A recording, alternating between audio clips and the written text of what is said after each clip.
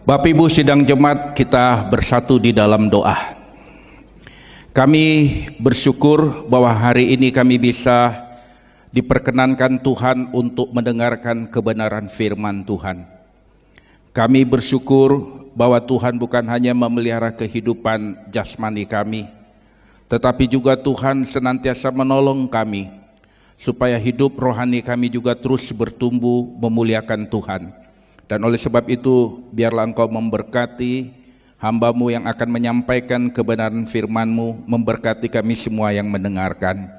Kuduskan hamba-Mu, biarlah Engkau yang ditinggikan dan dimuliakan, dan biarlah Roh Kudus bekerja, menolong, memberkati kami semua, sehingga kami bisa melakukan apa yang Tuhan mau dalam hidup kami sepanjang minggu ini. Terpujilah Engkau Bapa. Di dalam nama Tuhan Yesus kami berdoa. Amin. Shalom Bapak Ibu yang dikasihi Kristus. Kita bersyukur bahwa kita sudah melalui 1 bulan dalam perjalanan hidup kita. Ada banyak suka dan duka, pergumulan demi pergumulan yang kadangkala kita sulit untuk ungkapkan kepada yang lain. Tetapi kita bisa datang kepada Tuhan berlutut, mencurahkan isi hati kita kepada Tuhan sebagai suami, sebagai istri, sebagai pemuda-pemudi, anak di tengah-tengah hidup rumah tangga kita. Dan kita bersyukur bahwa Tuhan baik dan setia, dan Dia tidak pernah meninggalkan saudara dan saya. Maka pada pagi hari ini, di dalam menjalani hidup kita pada minggu ini, di dalam menjalani hidup kita pada bulan yang baru ini, tema firman Tuhan yaitu perlindungan Allah terhadap miliknya. Perlindungan Allah terhadap miliknya. Firman Tuhan terambil di dalam Ulangan pasal 32 ayat 10. Demikian firman Tuhan. Didapatinya di suatu negeri di padang gurun di tengah-tengah ketandusan dan auman padang belantara. Dikelilinginya dia dan diawasinya, dijaganya sebagai biji matanya. Saya ulangi sekali lagi. Didapatinya di suatu negeri di padang gurun, di tengah-tengah ketandusan dan auman padang belantara. Dikelilinginya dia dan diawasinya, dijaganya sebagai biji matanya. Saudaraku yang dikasihi Kristus, di dalam kalender gerejawi minggu ini disebut dengan Minggu Trinitas atau Tritunggal, Trinity Sunday, yaitu hari Minggu pertama masa pertumbuhan yang akan kita jalani selama 20 minggu ke depannya. Artinya bagaimana peranan Allah Tritunggal dalam kehidupan orang percaya yang berkarya melalui kuasa Roh Kudus dan firman-Nya, sehingga kita dapat mengenal Dia dengan benar, semakin mengasihi Dia, memiliki relasi yang intim dengan Dia, dapat berdiri teguh dan bertumbuh di tengah-tengah berbagai tantangan hidup kita sesuai dengan kebenaran firman-Nya, sehingga kita bisa menjadi serupa dengan Dia dan tetap melayani, memuliakan Dia dalam hidup kita. Saudaraku yang dikasihi Kristus, melalui kitab Ulangan, Alkitab mencatat bahwa Musa adalah seorang pemimpin yang memiliki kelembutan hati. Itu bisa kita lihat di dalam Bilangan pasal 12 ayat 3. Kelembutan hati Musa benar-benar diuji saat ia memimpin bangsa Israel keluar dari Mesir. Sepanjang perjalanan 40 tahun di padang gurun, Musa harus menghadapi penderitaan yang datang silih berganti, termasuk berhadapan dengan umat Israel yang tegar tengkuk, yang tak henti-hentinya protes, mengomel, dan bersungut-sungut. Ini bisa kita lihat juga di dalam Keluaran 26 ayat 3. Namun demikian, Musa tetap mampu menjaga sikap hatinya dan dia tidak mengeluh kepada Tuhan. Justru dia bersyukur kepada Tuhan karena Musa mampu melihat hal yang positif Di balik masalah yang ada, Musa sadar bahwa penderitaan merupakan cara yang dipakai Tuhan untuk mendidik umatnya. Saudaraku, penderitaan yang diizinkan Tuhan pasti mendatangkan kebaikan. Tak perlu takut karena tangannya yang kuat siap untuk menopang saudara dan saya.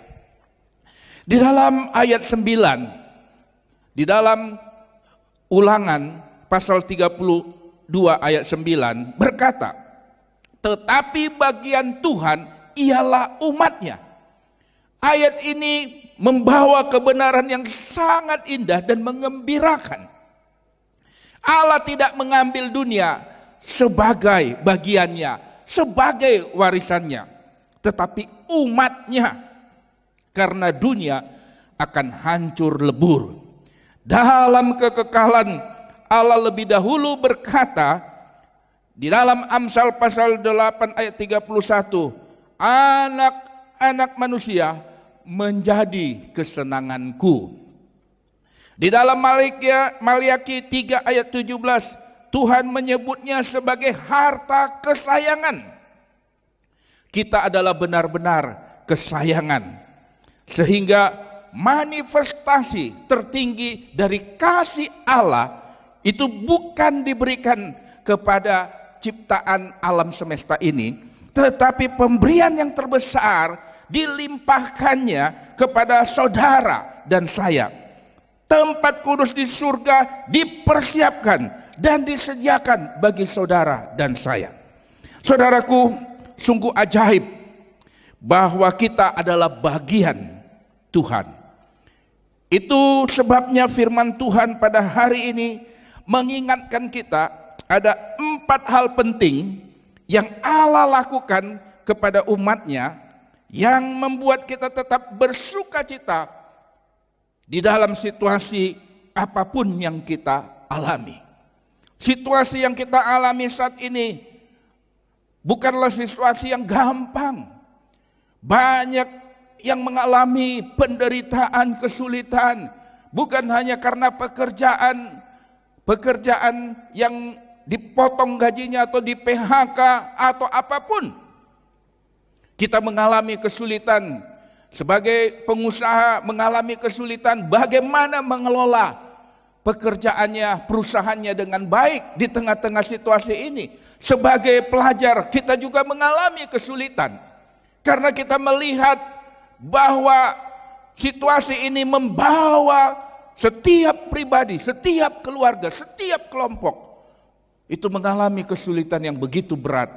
Tapi hari ini firman Tuhan mengingatkan kita bahwa ada 4 hal penting yang Allah lakukan kepada umatnya di tengah-tengah situasi yang saudara dan saya sedang alami.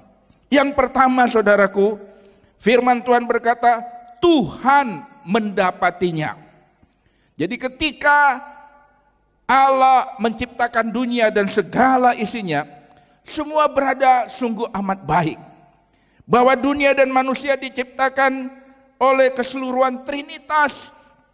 Allah menciptakan dari yang tidak ada menjadi ada. Dalam tindakan penciptaan tidak ada sarana eksternal yang terlibat. Hanya firman Allah yang memiliki kuasa untuk menciptakan dan bertindak dari dirinya sendiri. Tetapi kejatuhan manusia yang menyelinap di antara ciptaan dan sang pencipta dan menyebabkan kejatuhan manusia mengalami keterasingan dan keterpisahan dengan sang pencipta. Masalah yang terbesar di dalam hidup kita bahwa kita adalah orang berdosa. Kita tidak akan pernah bisa menyelesaikan masalah itu sendiri. Iblis menjadi penguasa bagi hidup kita. Itu menjadi masalah bagi kita karena Allah membenci dosa. Dan dosa menyebabkan keterasingan dan keterpisahan dengan sang pencipta. Oleh sebab itulah di dalam Ulangan pasal 32 ayat 10 dikatakan, didapatinya dia di suatu negeri di padang gurun. Saudaraku yang dikasihi Kristus, perkataan mendapati itu berkaitan dengan mencari. Kejatuhan manusia ke dalam dosa membuat manusia tidak mungkin mencari Allah, justru memusuhi Allah. Di sini kita melihat betapa ajaib dan luar biasanya anugerah Allah dalam kehidupan kita sebagai orang berdosa. Tidak seorang pun bisa mencari Allah di dalam keberdosaan kita. Roma 3 ayat 23 berkata, semua orang telah berbuat dosa dan kehilangan kemuliaannya. Di dalam Roma 6 ayat 23 dikatakan upah dosa adalah maut. Kata mendapati tidak hanya mencari, tetapi mendapati di sini berarti adanya tindakan Allah di dalam kasih-Nya yang agung, di mana Allah yang agung itu menjadi pencari yang menetapkan hatinya pada manusia yang telah dijadikan sebagai penerima kemurahan hatinya. Saudaraku, Allah mencari, Allah menetapkan hatinya mencari Adam setelah jatuh di dalam dosa. Di manakah engkau? Tuhan berkata kepada Adam ketika Adam jatuh di dalam dosa. Kepada Abraham, sehingga dia mencari dan mendapatinya di tengah penyembahan berhala di Ur Kasdim. Allah membawa Abraham keluar dari tempat penyembahan berhala. Kepada Yakub, sehingga dia mencari dan mendapatinya sebagai pelarian yang menghindari balas dendam saudaranya ketika ia tertidur di suatu tempat di udara terbuka. Dia juga mencari Musa. Allah mengasihi dengan hati yang tidak berkesudahan. Dia mencari dan menemukannya di Midian, di seberang padang gurun. Allah mencari, Allah mendapatinya. Dalam Roma 10 ayat 20 dikatakan, aku telah berkenan ditemukan mereka yang tidak mencari aku. Aku telah menampakkan diri kepada mereka yang tidak menanyakan aku. Saudara, perkataan ini di suatu negeri, perkataan didapatinya di suatu negeri, di padang gurun, menunjukkan ada 3 hal yang terjadi. Yang pertama adalah kondisi manusia di tengah-tengah padang yang tandus dan auman padang berantara. Saudaraku, kondisi manusia bahwa segala sesuatu adalah sia-sia. Manusia diibaratkan seperti tinggal di padang gurun, di tengah-tengah auman padang berantara. Itu mengingatkan kita bahwa kondisi manusia, bahwa segala sesuatu adalah sia-sia dan usaha menjaring angin. Di mana kita berada, berasa mengalami penderitaan, kepedihan, tidak ada kepuasan, tidak ada ketenangan, penuh penderitaan dan sebagainya. Benarkah dunia seperti perkataan ketandusan dan auman padang berantara bagi saudara? Hari ini banyak keluarga seolah-olah hidupnya di padang berantara. Hidup yang tidak ada kepastian. Hidup yang penuh dengan penderitaan. Hidup yang mengalami kesusahan hari demi hari. Tangisan demi tangisan. Kita bisa berkata, bagaimana dengan masa depan suamiku, istri dan anak-anakku? Bagaimana dengan masa depan pekerjaanku? Ada keluarga yang saya tahu merintis usaha bisnisnya lebih 20 tahun.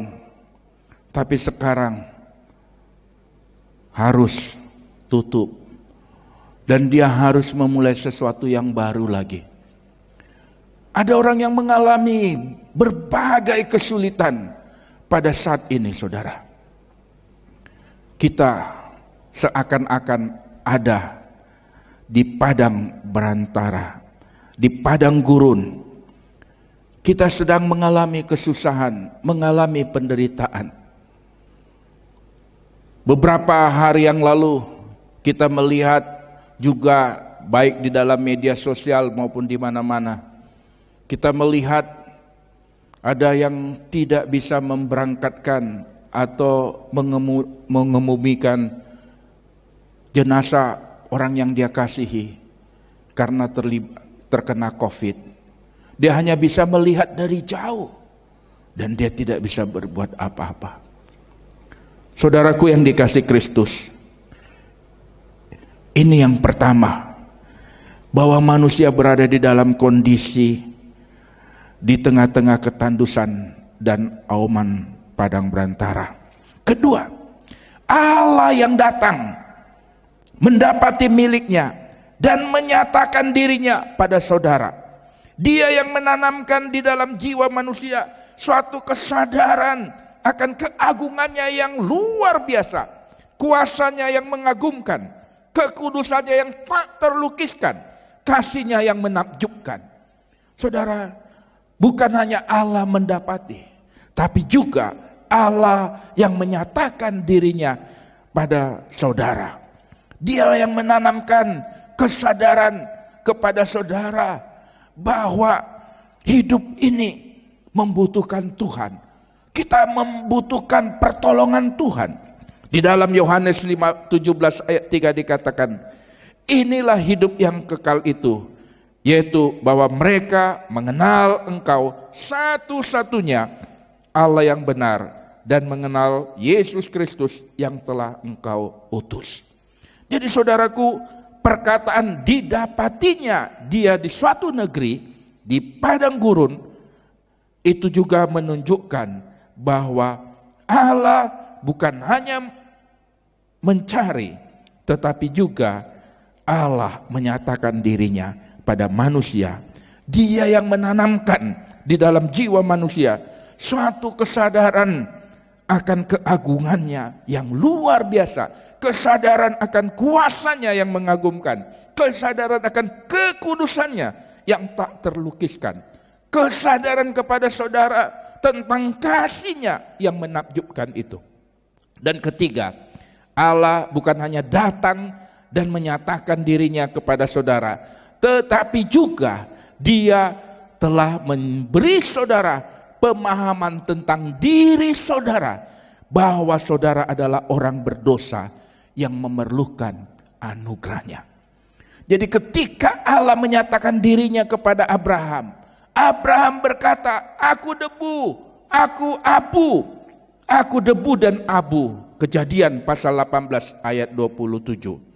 Ketika Allah menyatakan dirinya kepada Yesaya, Nabi Yesaya berkata, celakalah aku binasa, sebab aku ini seorang yang najis bibir.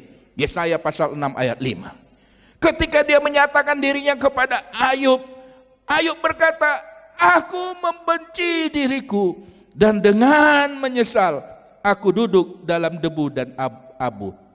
Ayub pasal 42 ayat 6. Jadi saudaraku, kalau kita melihat di sini, perkataan didapatinya di satu negeri di padang gurun menunjukkan hal yang ketiga adalah bahwa Allah yang menanamkan kesadaran bahwa di dalam diri saudara, saudara adalah orang yang berdosa. Saudara tidak mampu untuk bisa bersekutu dengan Tuhan dengan kekuatan saudara. Ada kesadaran di dalam diri saudara melalui pertolongan Roh Kudus bahwa saudara adalah orang yang berdosa, yang tidak berdaya, membutuhkan anugerah Tuhan. Dan disitulah Roh Kudus menuntun hidup kita.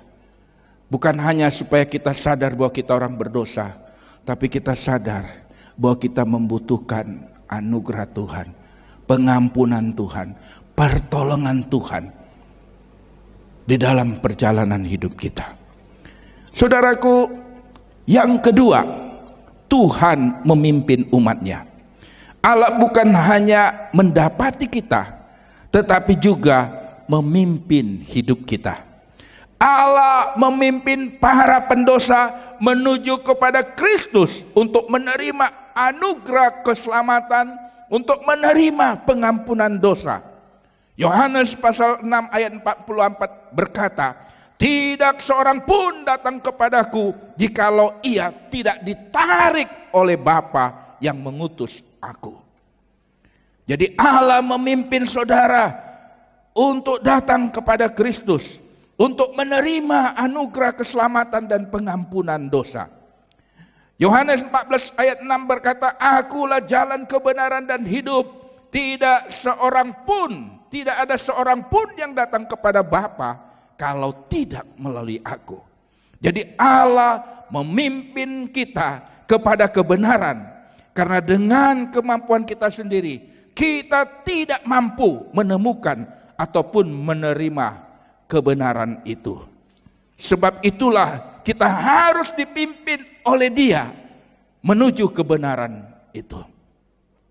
Yohanes 16 ayat 13 dikatakan, Tuhan Yesus menyatakan, apabila Ia datang, yaitu Roh kebenaran, Ia akan memimpin kamu ke dalam seluruh kebenaran.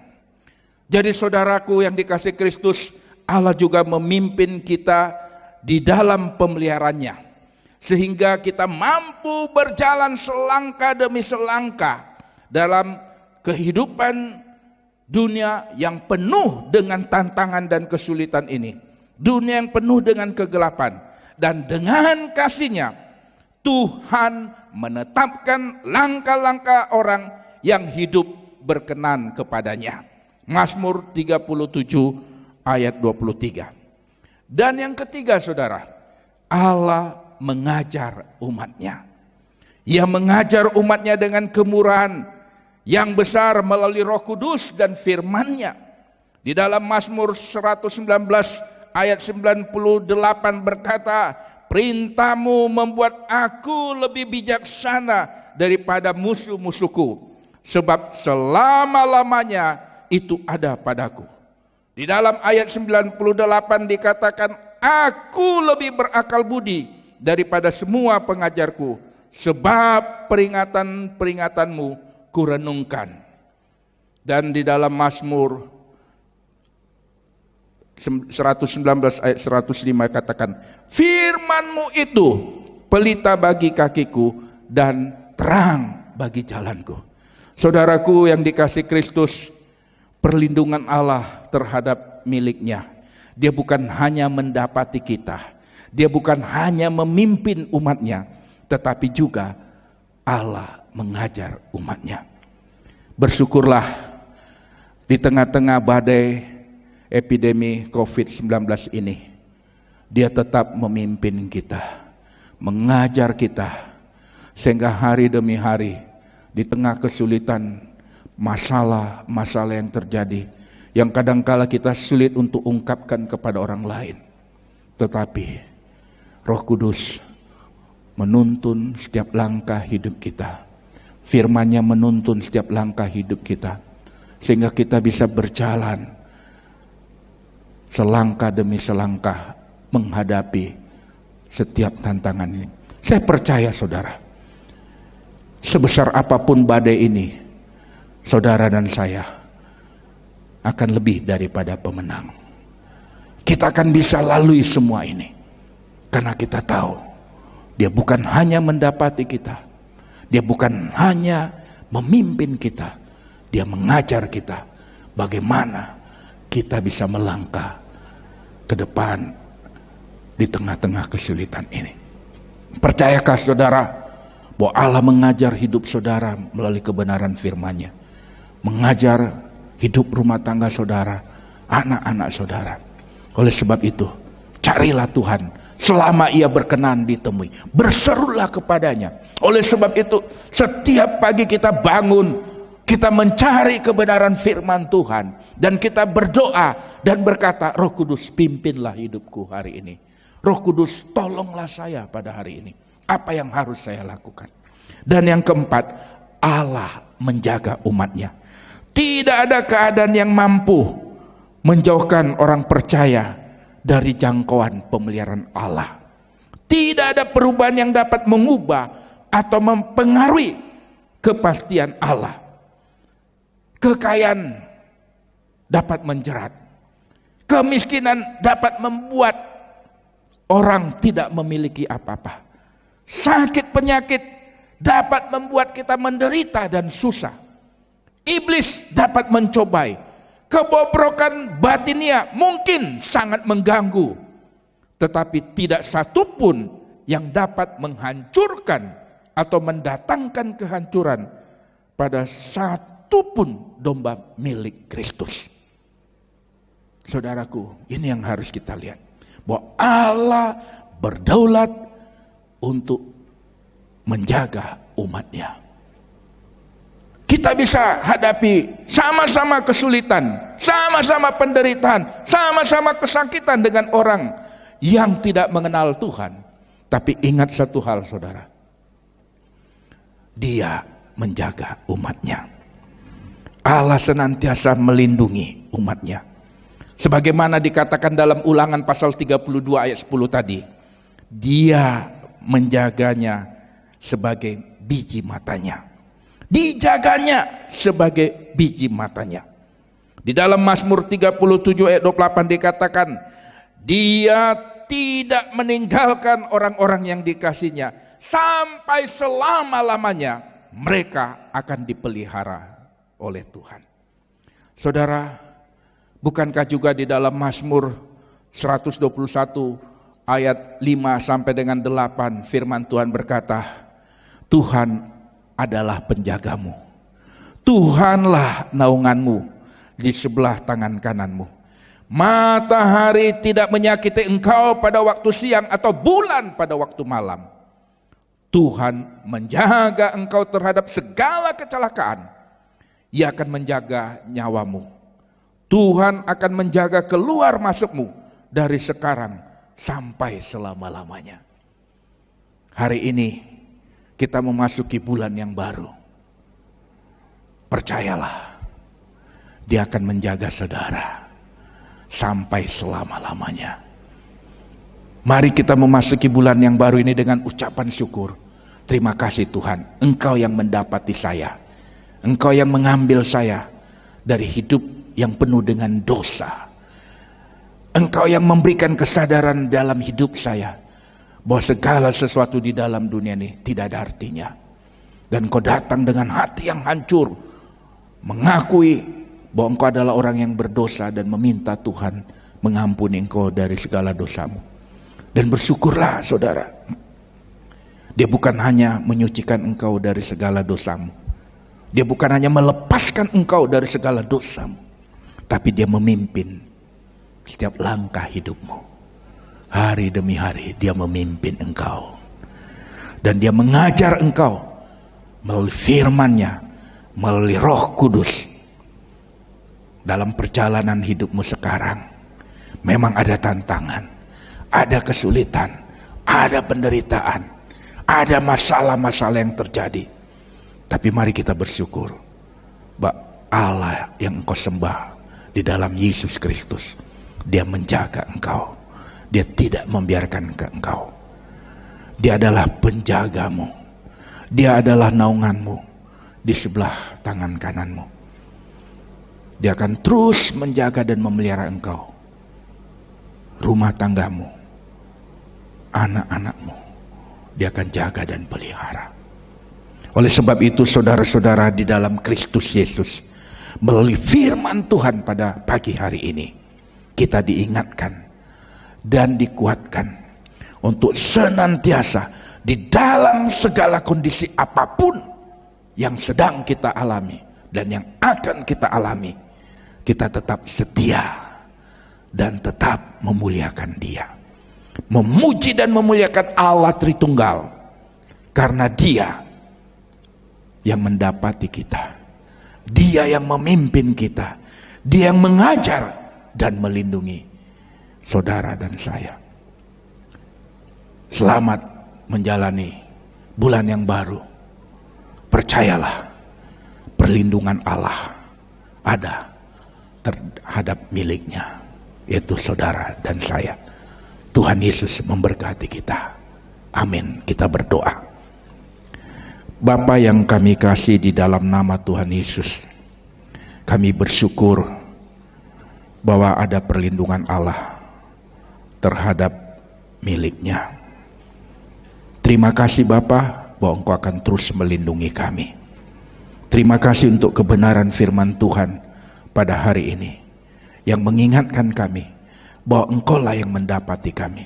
Engkau memimpin, mengajar, menjaga, melindungi kami, sehingga kami percaya di dalam bulan yang baru kami akan tetap bisa setia dan memuliakan Engkau. Kami berdoa untuk bangsa kami. Biarlah Engkau memimpin dan memberkati bangsa kami. Engkau memimpin di tengah-tengah situasi kondisi yang sangat mencekam, yang membuat kami menderita, mengalami kesusahan. Biarlah Tuhan terus berkarya, menolong kami. Terima kasih Bapa. Kami berdoa untuk Ibu Susana yang berulang tahun pada tanggal 1 Juni. Begitu juga untuk Kesia Yunike, cucu Ibu Slamet yang berulang tahun pada tanggal 1 Juni. Kami juga berdoa untuk Ibu Mayang yang berulang tahun pada tanggal 5 Juni. Saudari Gayatri yang berulang tahun pada tanggal 5 Juni. Dan Ibu Wahyuni yang berulang tahun pada tanggal 6 Juni. Pimpin, sertailah mereka Tuhan. Tolonglah mereka supaya mereka terus bertumbuh di dalam Tuhan, tetap setia dan memuliakan Tuhan di dalam perjalanan hidup mereka di tahun-tahun yang ada ke depan. Memberkati gerejamu di tengah-tengah situasi kondisi ini, supaya kami tetap setia melayani Tuhan dan memuliakan Engkau. Terpujilah Engkau Bapa, dengarkan doa dan permohonan kami di dalam nama Tuhan Yesus Kristus yang mengasihi kami dan yang telah mengajar kami berdoa. Bapa kami yang di sorga, dikuduskanlah namamu, datanglah kerajaanmu, jadilah kehendak-mu di bumi seperti di sorga. Berikanlah kami pada hari ini makanan kami yang secukupnya, dan ampunilah kami akan kesalahan kami, seperti kami juga mengampuni orang yang bersalah kepada kami. Dan janganlah membawa kami ke dalam pencobaan, tetapi lepaskanlah kami daripada yang jahat, karena Engkaulah yang empunya kerajaan dan kuasa dan kemuliaan sampai selama-lamanya. Amin. Bapak Ibu sidang jemaat, kita akan memberikan persembahan. Kita akan membaca firman Tuhan sebagai pengantar untuk persembahan yang akan kita berikan, terambil di dalam 1 Korintus 9 ayat 7. Demikian firman Tuhan. Hendaklah masing-masing memberikan menurut kerelaan hatinya. Jangan dengan sedih hati atau karena paksaan, sebab Allah mengasihi orang yang memberi dengan sukacita. Amin. Mari kita memberikan persembahan bagi kemuliaan nama Tuhan.